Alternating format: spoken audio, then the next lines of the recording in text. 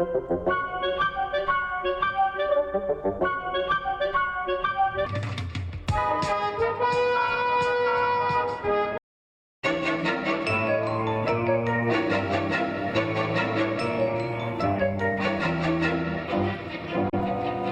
so I was gonna throw in just kind of a surprise little bonus.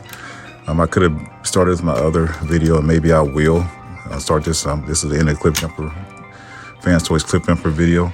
I have gotten my Skyfire fixed. If anyone has been paying attention to my post on that, I'll put some pictures up of what I did to get this inner part seated. As you can hear, this is a very stiff joint now.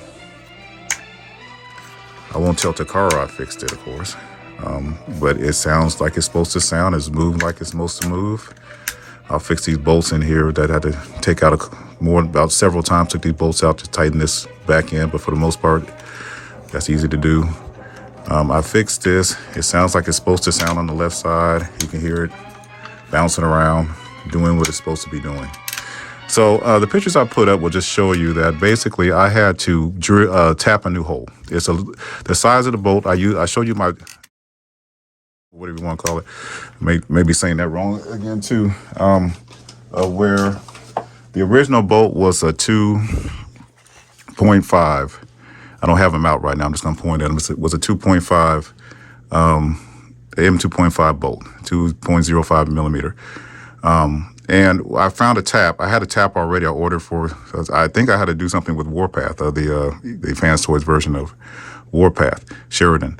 And I drilled out a new hole, a little bit bigger, M3, 2.5 instead of 2.05.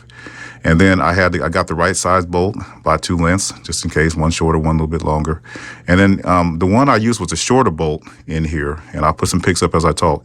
But what I did was I put a lot of washers on the head, after the head of the bolt, to make sure if it did bottom out a little bit when it was going inside that drill hole, as you see in the pics, that I can take up some space on the outside, so that when I put it in, it came to the point where it did seat. And you'll see more in the pics than you can see, here, on my robot, that it did finally seat and kept it in there. I made it a little tighter, said, hey, it's adequate, and then good to go. Even to the outside. I'm not going to go too explicit with the outside. I do have a concern there, but it does go out a little bit. I don't need to take this arm out, the leg out, unless, so I'll maybe try later one day. But right now I'm pleased to have that sound and that stiffness back in that leg. So that was my bonus video.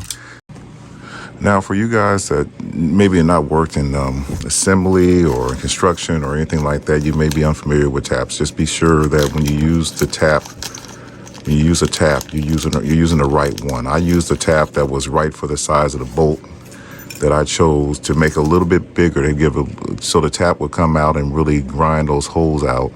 And I could have used the same size one, but I decided to go with one little, like I was saying earlier, or you'll hear me say it again in the video attached, that I decided to go, this was the size of bolt that had M.25, and I decided to go with one that's just a little bit bigger, maybe a little bit wider threads. And so I tapped it out. And the thing about a tap is that you have to make sure that you do keep it straight when you're going down the thing that you're beveling out. You want to make sure that you have a tool like a crescent wrench, so you can wipe it, so you can go specifically around it, and it will not waver. This crescent wrench is kind of messed up. I had to do some things to it to get it to pan out a little bit, but there it is.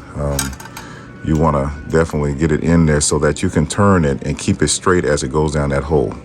Sometimes you're lucky if you have enough space, you can keep it moving around. Sometimes you can just keep readjusting as you hold this straight. If it gets a little offline, you can also, you just straighten it up, and then you just put the crescent wrench back on there and just keep going into that hole.